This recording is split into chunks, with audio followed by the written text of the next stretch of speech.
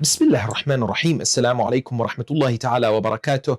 The months of Muharram and Safar are special months of the year for the followers of the Ahlul Bayt alayhum salam, whereby they express their grief over the martyrdom of Imam al-Hussein and all those who were with him.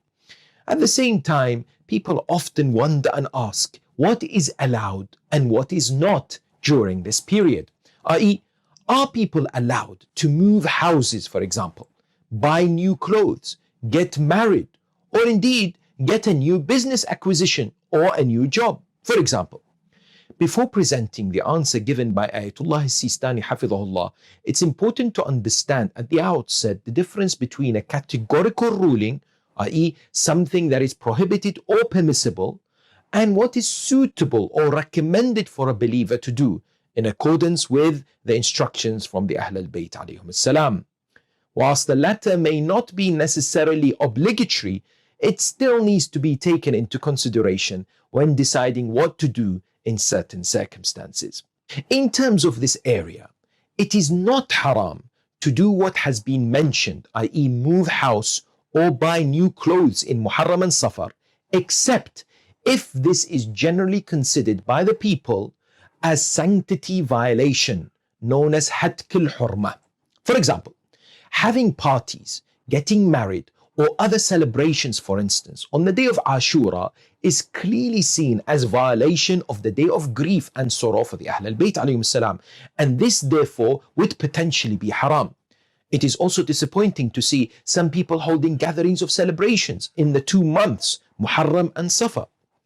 Regarding other things, like buying a new house, or wearing new clothes, as long as they're not specifically on the days of the tragedies of the Ahlul Bayt, like Ashura and Arba'in, then it is permissible.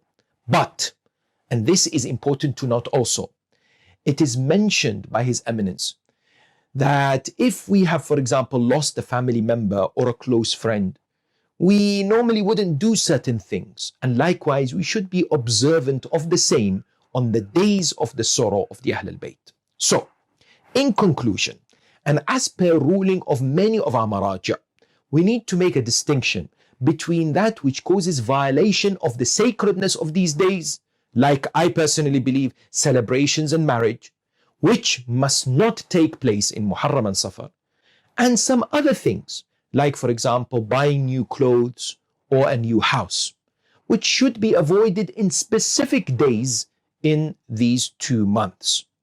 At the same time, and it's important to note here also, people should be respected if they choose not to do any of this during the 2 months, as an expression of the aza, mourning for the Ahlul Bayt alayhim salam.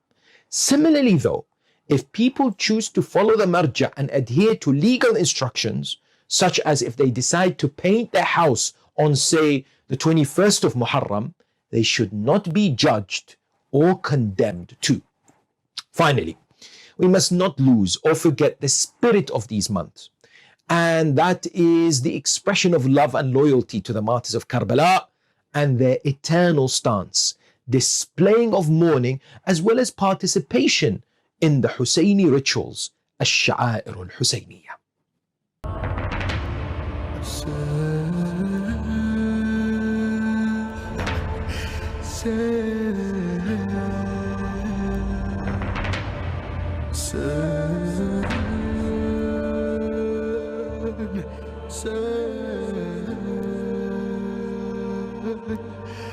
Say